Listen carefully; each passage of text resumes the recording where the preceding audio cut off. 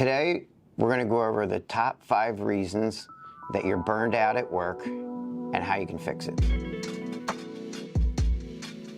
It's been a long time, and I'm really grateful to be back on the channel and connect with the viewers, because I miss you guys. And I did want to mention, me and Tyler were talking, we don't receive sponsorships or money or anything like that, so all this comes off the bottom line. So if you don't mind hitting the like button and the subscribe, it'll really help us out to make sure we're sharing the science.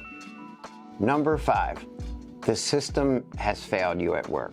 So the way that you're paid, and unfortunately, almost all work settings are that way, including where we are, but we try to overlay ways to make it more motivating. So the way you're paid and the way the system is, for the most part in the United States, most people are paid by salary or hourly.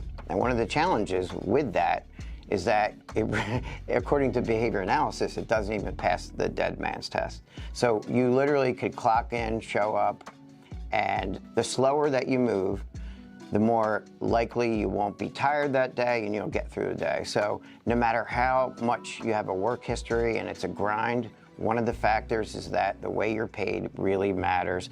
And you may have a work history and a strong work ethic and a strong repertoire, but over the years, it'll wear you down. It's happened to me. Jobs that you're paid a commission, bonuses, things like that for your actual results that you produce and actions that you take are way more motivating. So, for example, being a server and hustling for tips is an example. A real estate agent who is paid based on the commission that they earn for closing the deal, producing results, and high levels of engagement. Things like that are actually more motivating than the kind of field that we're in. In the field of healthcare, education, for the most part, we're just paid for time passing. And would you mind hitting the like button if you've ever worked next to somebody and the person you're working next to, you're hustling, you feel like you're producing results, and the person next to you is moving a lot slower, but you're both getting paid the same amount? Hit the like button if that's the case, or throw a comment in. Number 4 reason that you're burned out at work. Your supervisor's an ass. But let me explain. In our field too, education and applied behavior analysis specifically, and in the business world, I see a lot of supervisors and bosses. They'll be in a meeting and they're throwing around fancy terms and things that are really general, but they're not acting on it. Actions speak louder than words. The 3rd reason that you may be burned out at work is that you're being micromanaged. So many supervisors and leaders seem to think that they have to micromanage every detail of what you do. And put a comment in the section if that's happened to you, because it's happened to me. And what I've learned is that if I'm being micromanaged, for example, if someone's over my shoulder and every email that I write, they're saying, well, you need a semicolon there, not a comma, or just some sort of micromanagement.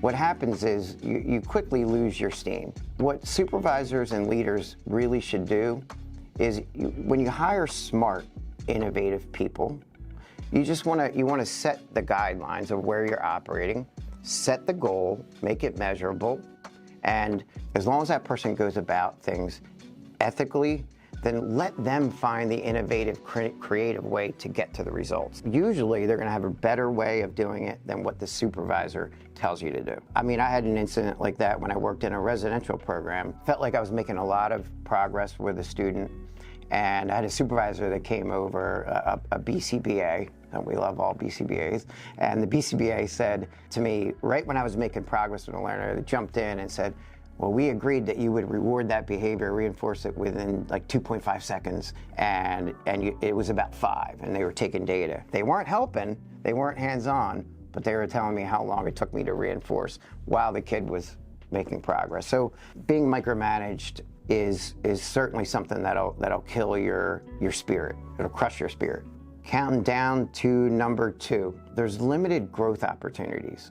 Now, in any position, if you don't have the opportunity to have goals to shoot for and know what the next step is within that role, and it's not salient, what you need to do to get to the next promotion or opportunity, that clearly is something that can be demotivating, and it can really deflate your spirit, because too many jobs that we're in, it could be an infrastructure with a big bureaucracy, and you know the only way that you're going to get promoted is when that supervisor retires in like 20 years.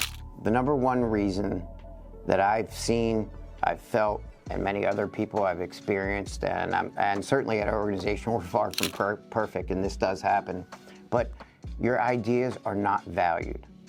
So in other words, you know, you're in meetings, one after another, you have an idea that's innovative, but there's a bureaucracy keeping you down, or there's a supervisor just yesing you, or that same exact idea that you're really behind, that you know will work, and you've rallied the troops around, your colleagues are behind it.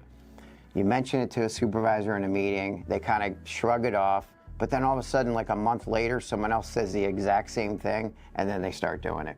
Can you comment if that's happened to you? And I have a bonus number one. It's when the supervisor takes credit for all the work that you did.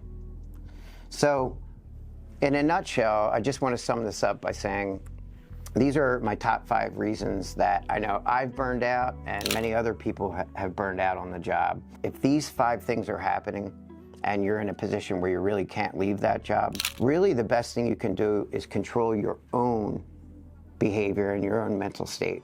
So what I've done in the past that's been successful, and I've guided others when they were in these roles where they didn't have opportunities and they were just being paid for time passing, to make it fun, what I've done is, for myself and others, basically just created my own gratitude journal. That way, on every single day that I come home from work, or I might suggest that you do this as well, when you don't have control over the surroundings, you do have control over your own actions and your own self-monitoring of your actions. So if you were to journal the date and the thing that you were grateful for example, it could be a student making a lot of progress, or a customer really thanking you genuinely. When you start to document those things and look back, it really helps you on the tough days. So that's my little behavior hack on how to get through a job where you feel burned out. If you don't mind hitting the subscribe button and the like button, we'd really appreciate it, because all the hard work we're putting in, sometimes the algorithm just doesn't push out the content, and it would really help us a lot. Thanks.